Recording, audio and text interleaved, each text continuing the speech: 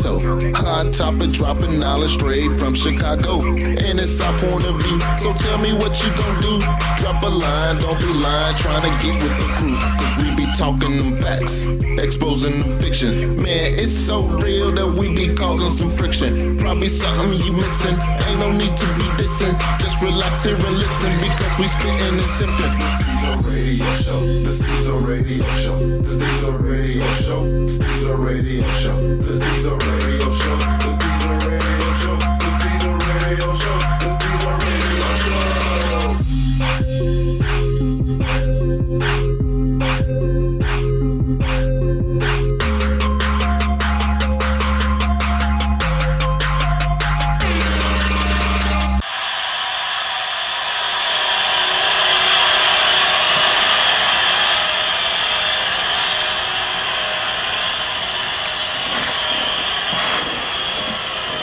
They saying that they doing numbers on there, huh?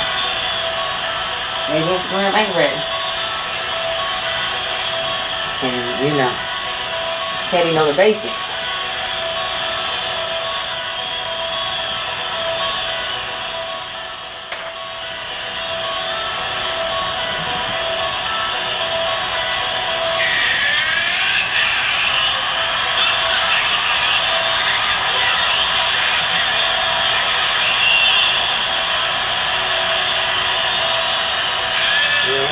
About that. Like they saying Instagram wasn't ready.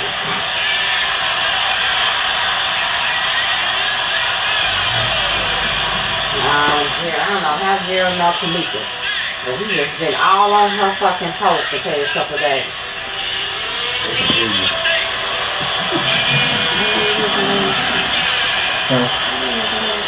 No, I'm saying recorded.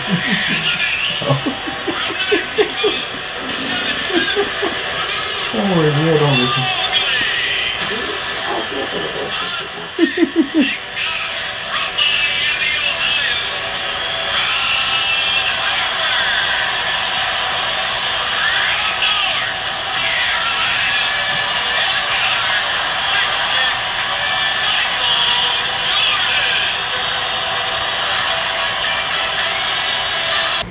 Alright, y'all, welcome back, man, to a special edition of Stezo Radio. You just heard that intro music, that old school Bulls intro music. We're talking about The Last Dance, the documentary that is on ESPN right now. It came on Sunday, April 19th, episodes 1 and 2. The next 2 episodes will be on the 25th of April. So we just touching on the first 2. First off, I want to say I was excited. What about you, yo? Was you excited for this documentary? I was, man. I'm playing my whole day around it. Like, no cap. I'm playing my whole day around it. I mean, sure I had. Like, I know when I'm into something because I make a meal. You know what I'm saying? And I hooked up a decent little meal so I can watch it. Yeah, I was geeked. I ain't gonna lie. It's one of those period pieces. You know, you can kind of go back to and remember what you was doing when it was going on. Now, for the record, I am not the biggest Chicago Bulls fan. I'm more of a Chicago Bears fan, Chicago Cubs fan. I can't say I'm the biggest Michael Jordan fan, but I did root for the Bulls back then, you know. I even bet against their ass a couple of times. Like the first 3-peat, I remember I bet against them when they played Seattle. You know, I was a Gary Payton and the and the Sean Kemp fan. You know, I had the Rain Man posters and shit. You know, yeah, but you know, I lost on that one. So let's start from the beginning. I guess you want to call it a documentary. They said it took so long because Michael Jordan wouldn't sign off on it. You know, I really don't know why. I thought maybe it was because he was a little worried about how his image may look because of this documentary. Now, we only seen the first 2 episodes, so who knows what's to come. But I didn't know that they gave a camera crew that much access for the last championship. Yeah, I was surprised to kind of see that too. You got a lot of access. But I mean, I guess they were a dynasty at that point.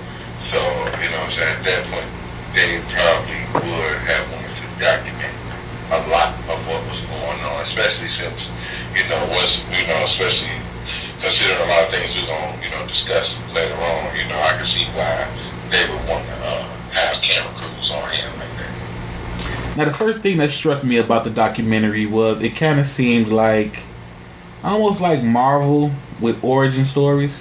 I didn't think they would go back, because they went back into Michael Jordan's story, and I was sitting there saying like, I wonder why. Then I started thinking, well, I mean, technically, it's almost this a couple of decades, 2 decades at that. So they got to kind of catch a lot of people up, because somebody pointed out to me that you got kids in college right now that don't even remember when Shaq and Kobe was dominant. So imagine them trying to remember why this Chicago Bulls team, the team going for a second three-peat within 8 years, was so special. So it made sense that they had to bring up Michael Jordan's, background, high school, college, and everything like that. Right. Because all of that is pretty much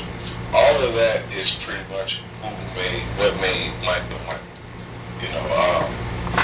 If you say like you said, a Marvel origin story, his origin story is definitely the most important part of what makes him him.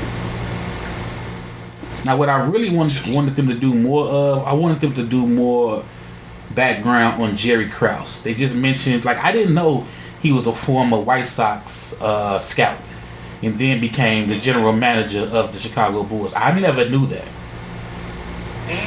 Yeah, I never knew that. I always thought the man had a background in basketball. Yeah, because he was in between both organizations, because Reinsdorf had stake in both the Bulls and the White Sox. So they kind of just took Krause. You know what I'm saying? Kind of had him dabbling in both.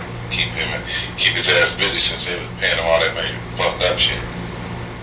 Now, the first thing I want to touch on with the episode 1 was something that kind of struck me when they started talking about Michael Jordan and his career at North Carolina. I didn't know that Coach Dean Smith told him that he should go into the NBA. Yeah. Yeah, I didn't know that. So I learned, I was learning stuff that I really didn't know. I was really surprised to hear that, the coach told him to leave. He was, from what I got, he was saying how Dean Smith wanted him to grow as a man before anything. You know what I'm saying? And part of that was definitely making a big decision, like leaving college when he was clearly the best. He was, at the time, clearly the best collegiate player. You know what I mean? And to be able to move as easily as he did into the pros, Dean Smith knew. That's one of the greatest college coaches of all time. He knows. And then the second thing, that team was stacked too, and that team they had was James Worthy and all that. Yeah, man, Perkins. Man, yeah. Then the other thing I felt bad for, when they went to draft, because back then the draft was televised, but the players wasn't there like it is now, And when they ran down the first pick, I remember the draft. I remember the draft order, but it was funny when you see Sam Bowie get picked before Michael Jordan. I would have to say that's by far the worst draft pick ever. Like the worst draft move ever. I don't know. I don't know about that, y'all. Yeah. Okay, so here's why I say that. The Reinsdorf was talking. They had mentioned in the documentary how Portland was in that number 2 position, but they already had addressed them. Yeah. In Portland, dude, I don't care what nobody say. What type of team you think they had Jordan and Dressler? Okay, but you going off hindsight. You got to remember, back then the NBA was all about the big man. You kept seeing that in the documentary. They all about the big man. Yeah, that's true. You know, Michael Jordan, he had a good collegiate career, but nobody really knew how good he was, which is, you know, until after the Olympics. You know what I'm saying? So it was still kind of like, I see why they took Bowie. He was tall, you know, he had the height, the physicality, you know, and Mike was, you know, coming in 6'6" on a good day. I think, and to give Sam Bowie his credit, which a lot of people don't, but to give Sam Bowie his credit, at the time, like, he was probably like one of the better defensive players and rebounders in college basketball, which, like you said, the league was a little more geared towards that. Like, it was a ground and pound league back then, you know what I'm saying? Pound the ball inside, score, get to the hole, draw fouls, big man, all of that shit, you know what I'm saying? So, I get why they did it, man, yeah, I guess it would be thinking in hindsight, just not like a team with Dressler and Jordan on it, though. Right. Man, come on. Nobody stopping it. Everybody getting dumped. Another thing I noticed, another thing I wish Jerry Krause was still alive to tell his side of the story, because he was always the villain. I mean, I think rightfully so, don't get me wrong. And he always had like a crooked ass face. He just looked sneaky. He did. Like he was always up to some shit. Yeah, he just always looked sneaky. Still rolling around the United Center with these you know what I'm saying, supreme ass athletes and shit. And you got this dude pretty much controlling their fate and shit. And he don't like he never dribble the ball. You know, the reason why I say that is, it seemed like, especially in episode 1, Jerry Reinsdorf just played the background with his responses. Like, you know, it was he made it more so like it was Krause's fault. You know what I'm saying? He was kind of like, you know, hey, you know, I was following Jerry. You know, Jerry this, Jerry that, talking about Krause. You know, he didn't come off like he wanted to seem like he was the bad guy in the situation when you the fucking owner. You know what I'm saying? Jerry Krause works for you. If you don't want to split this team up or have all this turmoil, you could have easily handled that shit. You know what I'm saying? I mean, don't get me wrong. Krause was, you know what I'm saying, making some fucked up, you know, decisions, but Krause works for you. You know what I'm saying? When the fuck you gonna man up and tell his fat ass to sit down and shut the fuck up? But then, you know, at the time he was in place when a lot of good shit started happening for him. So he kind of gave him a little more, I think he gave him a little more range than he probably should have. But, you know, like we're going to get to, eventually the players start taking care of their shit themselves. We're going to get to that. I ain't going to reach up ahead, but yeah, the players eventually start taking care of their shit themselves. Now, Michael Jordan coming to the Bulls, you know, people were saying he was snitching because he mentioned, you know, knocking, you know, that one scene where he say, you know, he knocked on all, he was looking for his teammates, and they was up in the room, and they had lines over here, they had weed over there. Did they expect? It was the mid to early, what was 84? It was the fucking 80s, man. Come on. First of all, he ain't snitching. Because it ain't like he ain't say no names. And it ain't like it was going to come back on nobody. If that shit caught up with a motherfucker, it been they caught up with him. You know what I'm saying? So, nah, he wasn't snitching, goddammit. Yeah, I didn't think so. They called him the Bulls Traveling Cocaine Circus. Right. I never knew that shit. I heard that. Right, me too. Like, they was getting down like that? I had to pause. That was one of them. Yeah, I was like, they just getting down like that? That shit was crazy. Never thought the Bulls was or the NBA for that matter was getting down like that. I had to really catch myself. Now, the one thing I did like about the documentary, from what I see so far, is it seems like they're gonna tell a lot of truths. Hold on, y'all. I gotta reconnect this call real fast. See, y'all getting it live and uncut. Y'all getting it live and uncut.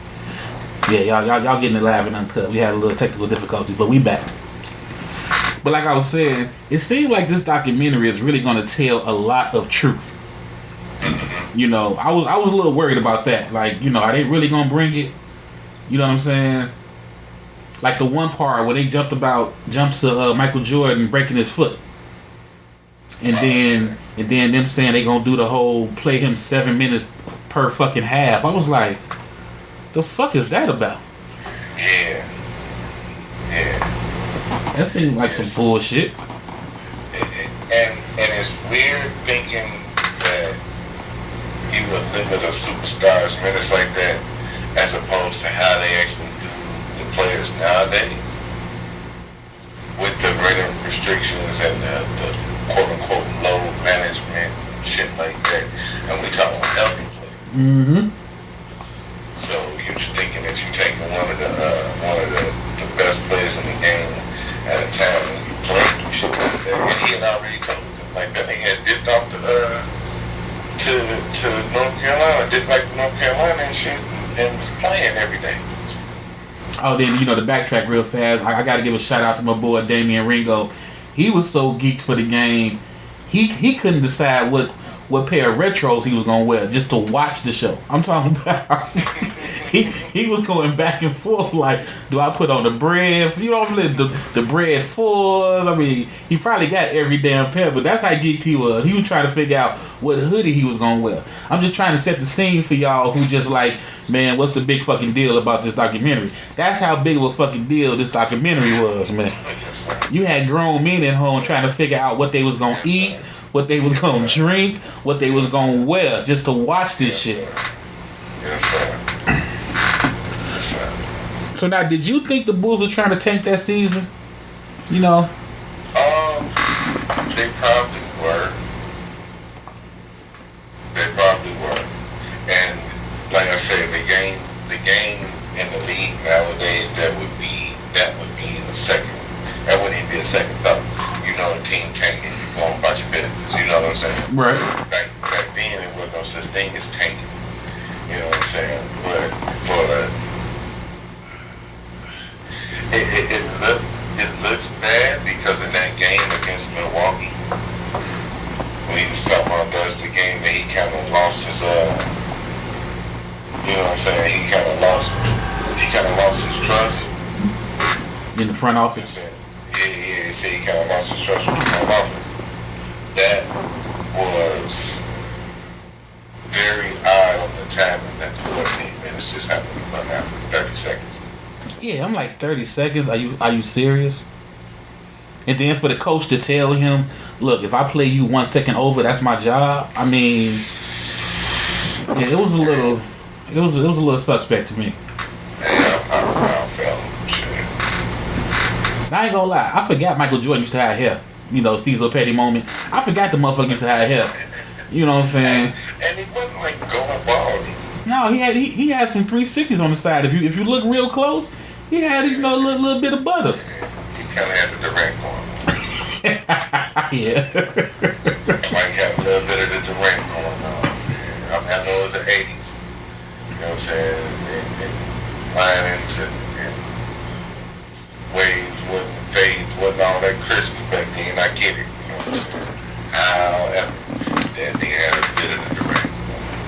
I could have used a brush. Now what's your take on Phil Jackson basically calling this season the last dance, put it on the playbooks and everything like that? Do you think that was a shot to the Bulls organization, or was he really in that Zen master mode and trying to really get his players focused on enjoying every moment because this is it? I'm thinking more of the Zen master mode. Phil wasn't necessarily in petty Phil mode yet. He got that way once he went to LA and started dealing with Shaq and Kobe. That's when he got to hold the grudges shit. But at this point, he had won. To me, he kind of was coming across like at the time, like, this it, I'm finna go home. And he did. Shit, he went home for like a year or two. Yeah, he did. Before he got the job. And in LA, then he went home. Like, I'm finna go fucking smoke some peyote, goddamn it. and sit in my room and grow a beer, goddamn it. Chill, fuck that. Let me ask you a question, and everybody listen. I want y'all to think about this question. The big quote that Jerry Krause said he was misquoted on. When basically the quote was, I'm paraphrasing, but it was like he said, "Players don't win championships, organizations do." Do you really think he was misquoted? Because I don't.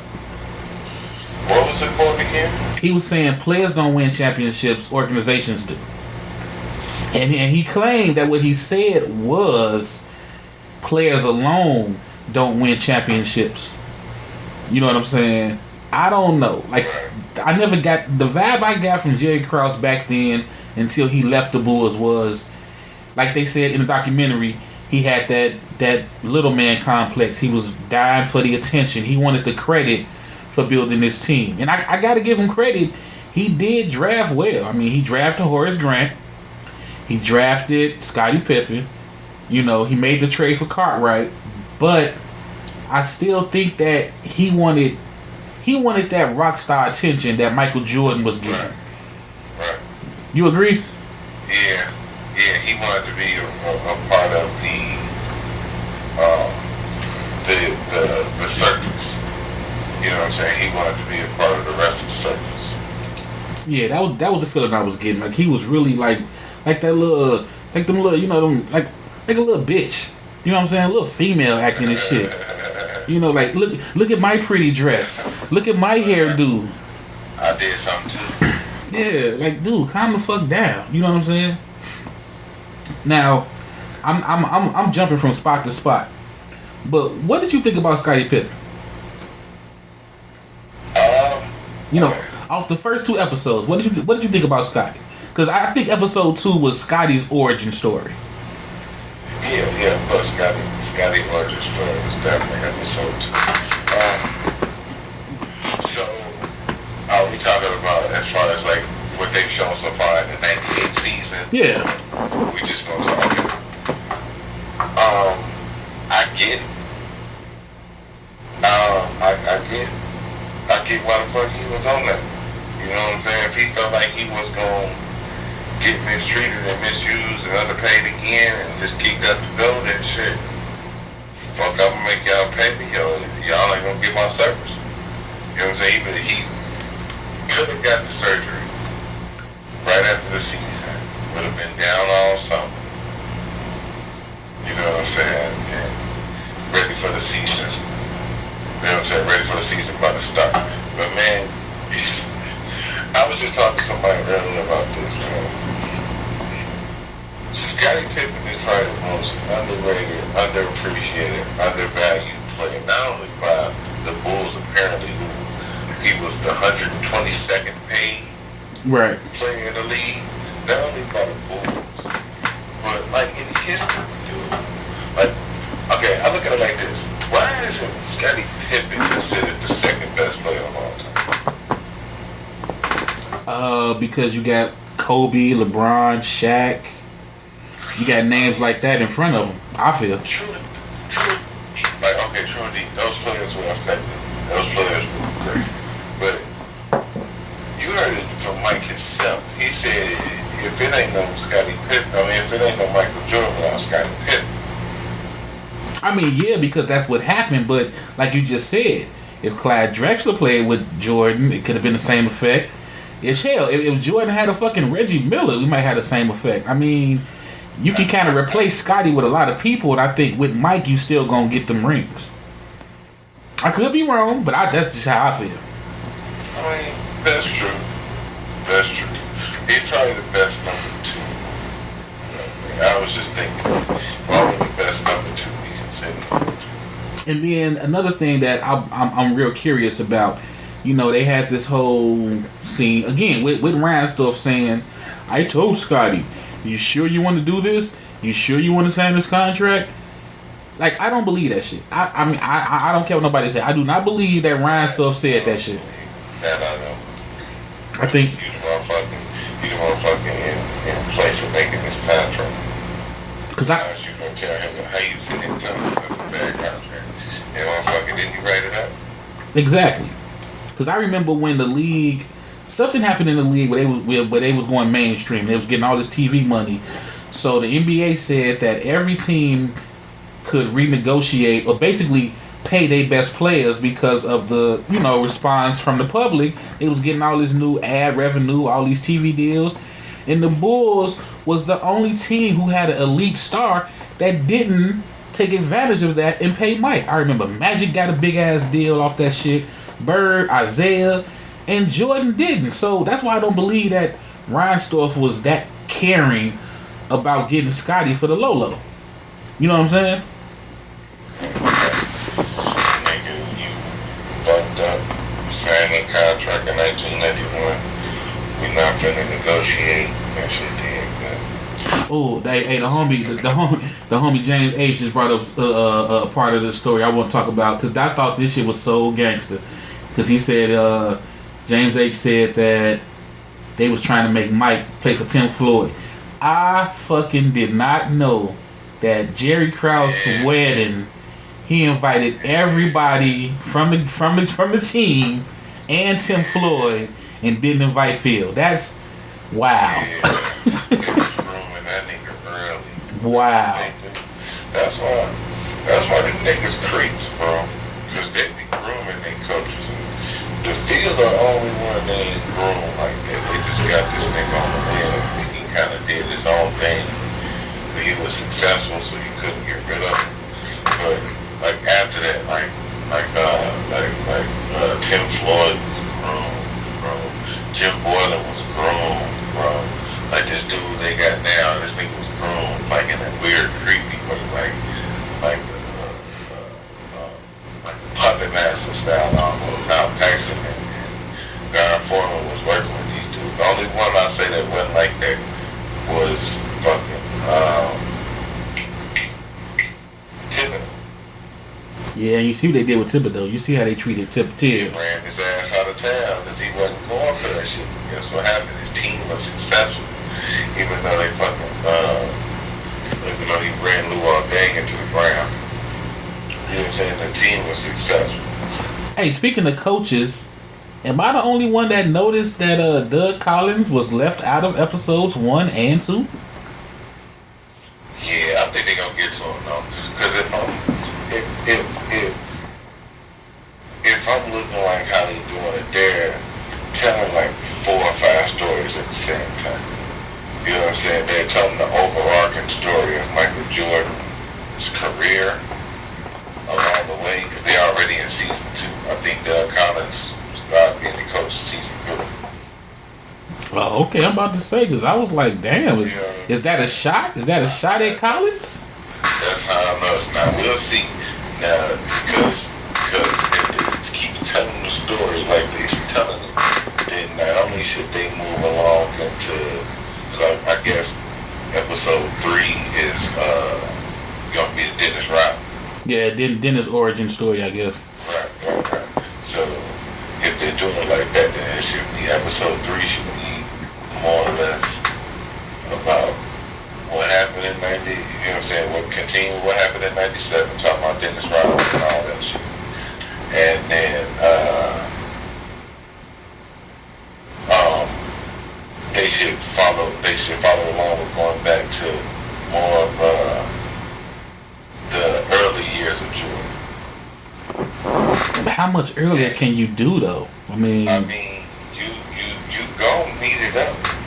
Cause where was they at? Because where they was at season 2. Like you said, the part with the game against the Pacers. Yeah. You had to get pulled out with 30 seconds now. Yeah, that's 86. Yeah. You know what I mean? So they slowly progressing on. I think they went on into like 87 when they got Pippen and all the other stuff. You know what I'm saying? So they moving along like they're gonna bring it up to speed. So Collins was only there like 2 years. So we'll see. I'm hearing what you're saying. But yeah, episode 3 and 4 is gonna kick you if that theory is exact. If that theory is right. Now, one thing that I'm noticing is since it took them so long to release this footage, they were able to talk to a lot of people who at the time were not prevalent. For example, President Barack Obama. I seen him sneak in and I'm like, okay, 98, you wasn't really, I'm not saying that he doesn't count, but you know, ain't nobody talking to 98 Obama about the Bulls, but you know what I'm saying, 2000, you know what I'm saying, 2000-ish, 15, 18, you know, yeah, you want Obama to say something. So I'm wondering if that's why we got so much footage, and it's a 10-part series, because they had so much time to go back and ask people after the fact, how did you feel about the Bulls during their last run? Oh yeah, dude, I remember what they said they was going to do this. Like 2-3 years ago. You know what I'm saying? Yeah. And they kind of was like talking about this being in the works and all that. They finally got up to speed. Yeah, they took a lot of time to get a lot of footage, like locker room footage. Phil getting mad and slamming the door. Oh yeah. And MJ at the it's weird seeing like cuss motherfuckers out and shit. It's not weird because you notice what the fuck he was on, but getting to actually see that shit, you know what I'm saying? Him telling the trainer like we gotta get the schedule together. Hey, when I come to sit on this fucking table, this bitch better be empty so I can sit down and get my, you know what I'm saying? Yeah. Get my shit taped up, cuz. You know what I'm saying? I ain't on that shit. And I'm wondering if that's what he felt like people was gonna see and see him in a bad light. Cause I'm waiting for it. I'm like, what was he worried about? You know what I'm saying? Cause everybody knew that about Jordan from the book. Jordan Rules that came out, we knew about him smacking Steve Kerr in practice or punching him. We knew about how competitive he was. I mean, we heard the stories about Kobe. Kobe had that same, you know what I'm saying, mentality. Like, yeah. So I'm wondering, like, is that what he was worried about? Like, was he really worried about that? That's not a bad thing for people you look at as champions, in my book. No, I don't think he was too much worried about. I don't think he was worried about anything. He seems like he doesn't really regret any of the choices and decisions he made, like with his teammates and playing and stuff like that. And I kind of think that's what it makes you want to model your game, or make you want to kind of model your competitive nature after him, because he's competitive, and that's just it. You know what I'm saying? He ain't trying to hurt your feelings, but he don't give a fuck about your feelings either. He's trying to win. So no, I don't think he really, I don't think none of that stuff really bothered him to be that way. He was how he was. Well, the reason why I said that is because he had that not press release, but he had that one comment that went viral where he was like, after you all see this, you know, you're gonna think differently of me. You know, like he was worried about it. You know what I'm saying? Like we was gonna hate him. That's why I'm waiting to see what else happened that has him on, you know, on alert. Because, I mean, Mike, we knew you was that motherfucker. People kind of hate him now anyway. Hate him because of the basketball or because of the personal? I mean, just hate him, period. He didn't necessarily mean like basketball. Nobody's ever going to hate him for doing basketball-wise. Unless you're a fan of the Lakers in the 90s, the Trailblazers in the 90s, the Suns, the Sonics, and the Jazz Tornadoes. Unless you was a fan of all them teams, you probably wouldn't hate them. Well, you can't leave the Pistons out. They beat his ass enough. You know what I'm saying? They beat his ass enough. They gonna get to that episode. They kicked his ass enough to where when he finally got past them, you could just be they was right, just like, all right, nigga, I see. Go ahead. You better win. Cause I heard stories. You know, I got people in Detroit, and I heard stories like when that shit was going on. Like to this day, a lot of motherfuckers still don't wear Jordans in Detroit because of Michael Jordan. Seriously, like it's that serious. That's real right there. I'm good. Cause I damn near can't wear nothing but Jordan. So overall, and we not finna stop the episode, but overall, did you really like episodes 1 and 2? Yeah, so I'm Okay, overall, do you think Scottie Pippen was a bitch for not getting that surgery and acting the way he acted? no. Not at that point. If we talk about Scotty 4-5 rings, yeah. Scotty after he done won 5 rings and he done pretty much held the team down. While this nigga was gone 2 years, came back and won 2 more rounds, still here, still doing the shit. Nah. He wanted to do the surgery and show them motherfuckers what they missing because we look back on that team and we be like, alright, yeah, they won the championship in here. But then when they just show you in the first 2 episodes and started out with 4-4, Mm-hmm. you know what I'm saying? 0-4 on the road, shit, mentally like that. Yeah, okay. I just got it looking like, see? Man, I'd have been cool. I'd have not done the play. But I gotta take care of him. And you see that shit, that's damn near how they did him too. Yeah, it is. It is. I personally. Okay, this is what I took from it. You know, I'm me. You know what I'm saying? I'm not looking like everybody else looking. But what I took from episode 1 and 2, they kind of glanced over Michael Jordan leaving the team. You know, they kind of glanced over Scottie carrying that team. You know what I'm saying? That one season. You know what I'm saying?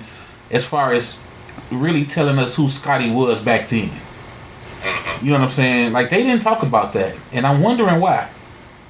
You know what I'm saying? I'm really wondering why they didn't talk about that. You know, I think that would have really showed more of a case on why Scottie should have got paid. You know what I'm saying? Because remember, that was before the second three-peat. You know what I'm saying? That, you know, they almost went to the finals, I mean, you know, again. But they didn't talk about that. I'm hoping they talk about it later on. I know we got 8 more episodes, y'all, so don't start inboxing Stezo. They got time. But these first 2 episodes touched on so much from the past, and then it showed Scottie. It almost made it seem like Scottie was bitching and moaning. You know what I'm saying? Like he really didn't have a real reason. It's like, show the reason why he was acting the way he was acting. You know what I'm saying? You know. They put it out. Dude, how in the hell? Okay, hold on. I got it in my shit right now. He was second in points, rebounds, and minutes. He was first in steals and assists. The nigga was 6th on the team in salary. Yeah. You ain't even the second highest paid player on the team, nigga. Yeah, I'd be pissed too. Now my question to you and everybody listening is, should Scottie had pulled one of those NFL moves and held out? I mean, that's essentially what he did. But he didn't get paid though. I mean, he did on the last run. Like, you're not gonna get paid. The team's gonna be dismantled. I'm saying before that. I'm saying maybe, you know, when Mike came back, you know, and how much do we put on Mike that Mike didn't go and, you know, like, are we looking at Mike to fight for Scottie? Because I remember back in the day, a little bit off topic, but not so much off topic. I remember back in the day, Benny Siegel had tax problems. He owed the IRS some money. And you saw all these people saying, Jay-Z, why you not helping Beanie? Jay-Z, you should help Beanie Siegel out. Do you think Michael Jordan should have helped Scottie out? Yeah, spoke up for him? Yeah, like really went to bat for Scottie to get paid? So I'm wondering why he didn't do it.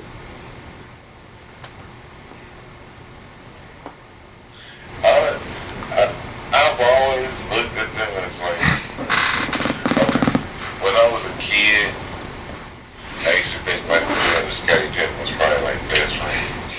Yeah, me too. You feel what I'm saying?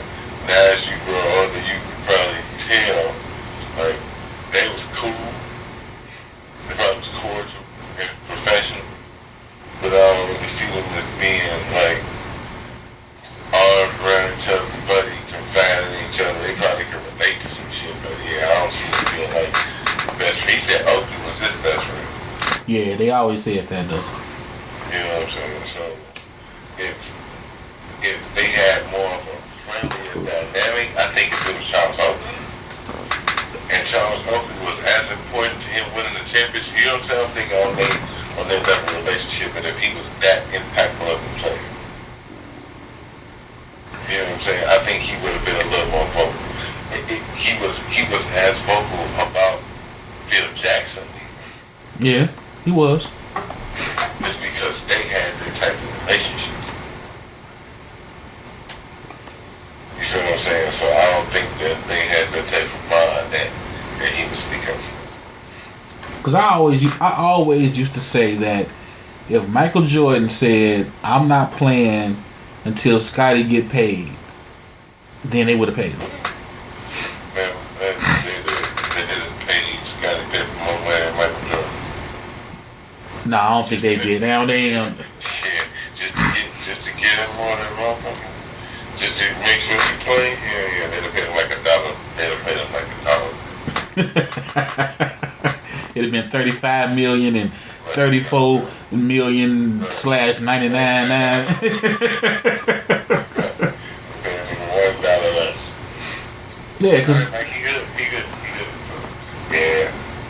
Because on one hand, I understood why Scotty did what he did, but on the other hand, you know, where's that brotherhood between teammates? You know, and I always, like, after watching episodes 1 and 2, I wonder if Scotty did that because Mike didn't have his back.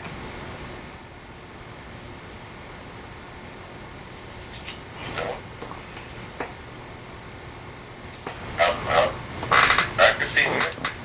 Because it seemed like he was kind of by himself in that whole situation. He definitely couldn't go to dentist now. Right. Harper's like, nigga, don't talk to me.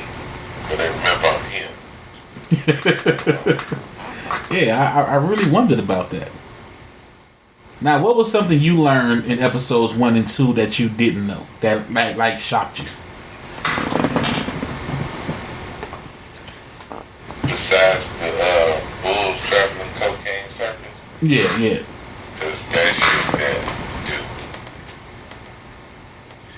They gonna have to, okay. We're from Chicago, so we kind of got a lot of advanced knowledge on what people gonna see, so we kind of know a little bit about it. What I learned that was cool to me was Scottie Pippen's come up. What you mean come up? As, you know what I'm saying, how he came up. Oh, from high school to college and all that? As high school, as a kid, you know what I'm saying? The growth spurt, like they show you why he played like that, because he was a guard. Yeah. You know what I'm saying? He was a point guard. He was 6'1", and then he grew to 6'5". You know what I'm saying? Yeah. Over the summer.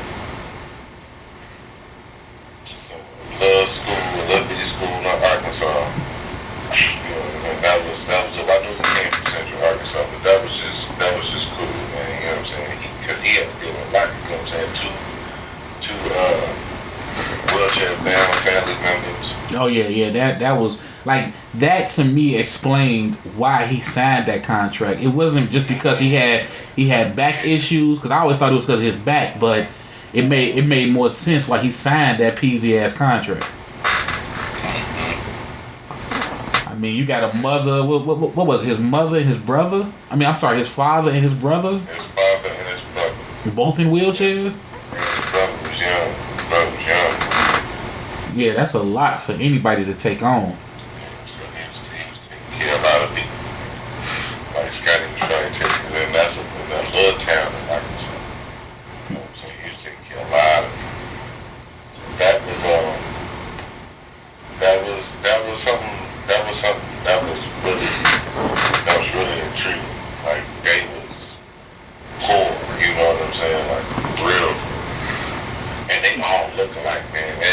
Hell yeah.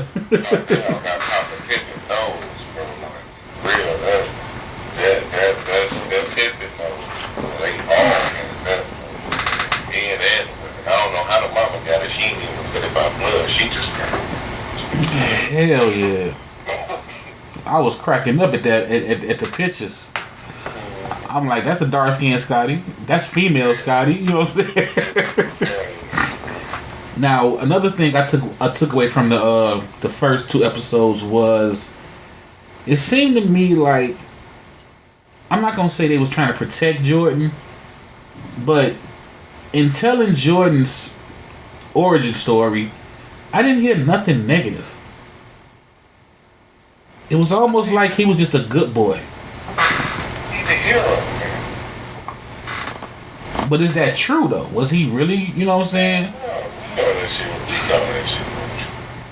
Because we realistic. You know what I'm saying? But you can't make the star look bad.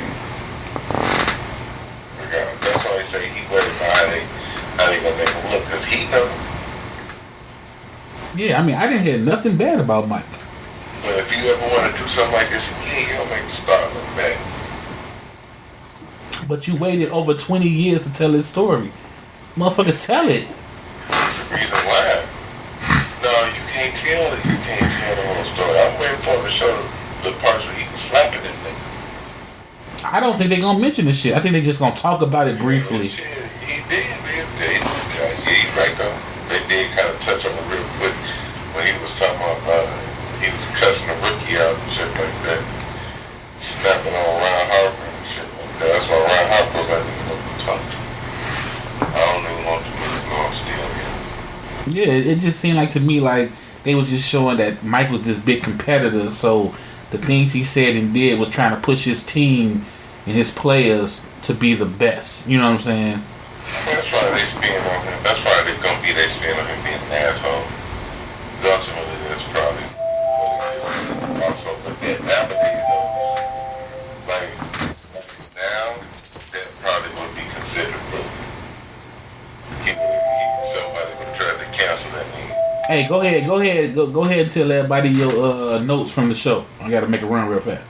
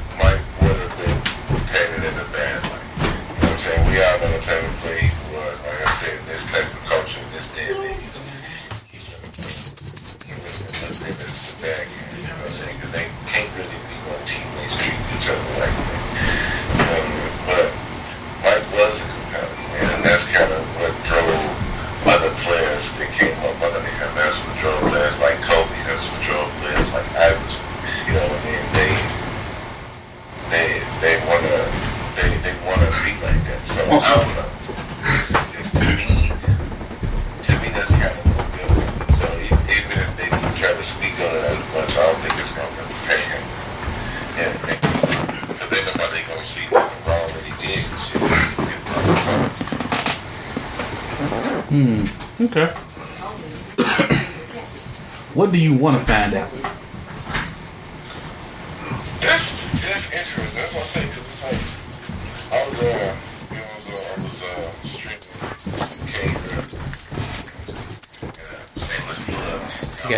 I got liquor upstairs you want to drink. Liquor upstairs you want to drink.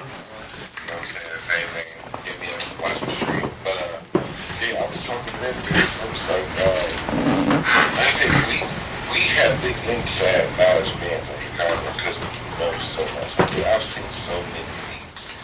Like I've seen Come Fly. I've seen, you know what I'm saying, how to go above and beyond. I've seen million times. I've seen all like the flash. So it's like the highlight stuff that really matters. And it's like I've heard so many other stories. I don't know. I really don't know.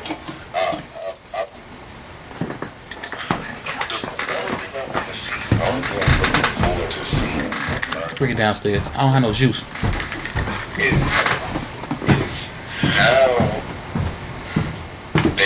how they spin the fall of everything afterwards. What you mean? After they won? When the shit, yeah, like when the shit really came down, like how everybody felt about that shit. Because right now it's cool because they can focus and distract themselves on the championship. You know what I'm saying? If we're going by the story right now, like now they focus on the championship. Right. They focus on winning this last, they focus on this last one, last dance. You know what I'm saying? They trying to win. They trying to push out all the distractions. One of the main distractions is that this is the last dance. Right. So when we get to the end, when we get to the fallout, everybody got to go their separate ways. It really ain't been, the relationships with them players ain't been the same since. And I want to hear how they feel about each other now. I guess that's what I want to know. You know what I'm saying? If we start to slowly figure that out, like, I want to know how they feel. Because like I said, I thought, you got this thing in the deal, it's like these cats are friends. They best friends. It's like how it is now. Mm-hmm. I think that's why players like how they are now. But players is friends like mom. Yeah. Back then, players were friends. There's juice in the refrigerator upstairs. Friends, so. Fruit punch though. So you wasn't disappointed? No, not yet. Are you eager for next Sunday? Yeah. This must see TV, bro. And it's only 5 weeks too.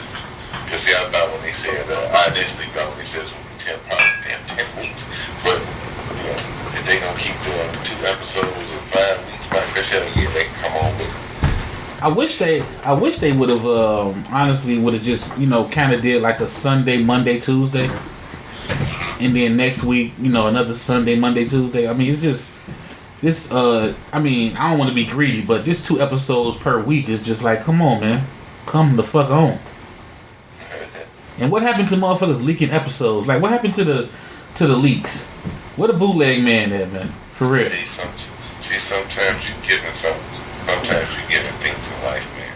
They shouldn't be leaked. They shouldn't be bootlegged. They shouldn't be given out ahead of time. Everybody should be able to sit down and eat at the same time and enjoy this.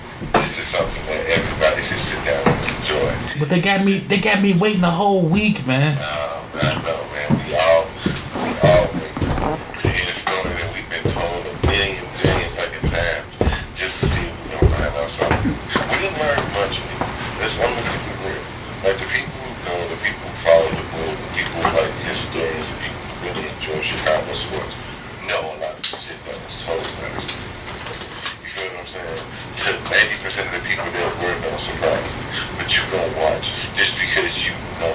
We're gonna watch because of that feeling of nostalgia. Like nostalgia is gonna make you. That's why you wanna watch that shit next week. You know what I'm saying? It's nothing new that they're going to really tell us. It's probably going to be like maybe 7 to 8 things new we're really going to learn out the next 5 minutes. It's the fact that we just want to see these niggas. I just want to see this nigga Jordan cuss again. Like, that's all I want. So I want to tell the next episode so I can hear. He was like, man, I told the coach, he was like, man, fuck these guys, man. I'm like, he's like, man, I can't play you, man. 1 more second, man. I'm going to lose my time, man. Fuck them niggas. He said, fuck them niggas. In real life. They said, fuck these guys. Because he tried to tame it off a little bit. You know what I'm saying? You know he was like, man, fuck that bitch ass nigga Krause. Well, I ain't trying to hear that shit. Put me in the game, man. Yeah, they never talked about him and Krause' relationship when he came in the league. I wanted to hear about that. It was probably good up until that game. Like you said, once that game happened, that pretty much soured his relationship with him. And then the next week is when he put up fucking 63. Oh yeah. Against the Celtics, double overtime. Why I couldn't have been fucking playing all these other. He put up 49 the game before that too. Mm-hmm. You know, they just conveniently made that happen. Let's not forget about that. So he looking like, why the hell I could have been just playing all season? Well, not all season, but when I came back, why Oh yeah, that's true. I didn't think about that. Yeah. Yeah, we probably would have had a higher seed. Probably wouldn't have had to go against the Celtics in the first round. Because the only reason we had to see the Celtics in the first round was the 8th seed. Yeah. That's true. I didn't think about that. I kind of want to go back to that year and find out who came out in the draft. Like, if they were to tank, who did they have a chance of getting? You know what I'm saying? I'm gonna do that when, probably later on tonight. Go look and see who came out. I'm just checking out right now. What year was that? That was 86 was the playoff season. So we're looking at the 1986 NBA draft. Yeah. Yeah, so who was the number 1 pick? Brad Darby. That was the draft. That was the first round draft pick. Who were the first 10? Is it showing the first 10? The first 10 picks of the 1986 draft were number 1, Brad Darby to Cleveland. Number 2, Len Bias to Boston. Oh, damn, that was the Bias draft? Number 3, Chris Washburn to Golden State. Number 4 was Chuck Person to Indiana. Number 5 was Kenny Skywalker to New York. Number 6 was William Bedford to Phoenix. Number 7 was Roy Tarpley to Dallas. Number 8 was, interestingly, Ron Harper. Oh, damn. So, To the Clippers, right? yeah, to the Cavaliers. Okay, Cavaliers.